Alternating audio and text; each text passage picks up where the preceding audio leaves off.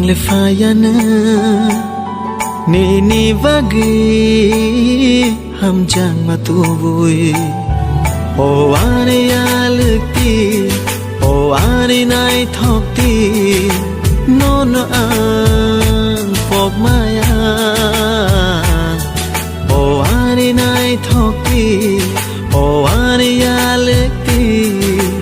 non ang pok maya tawana di ang le fayana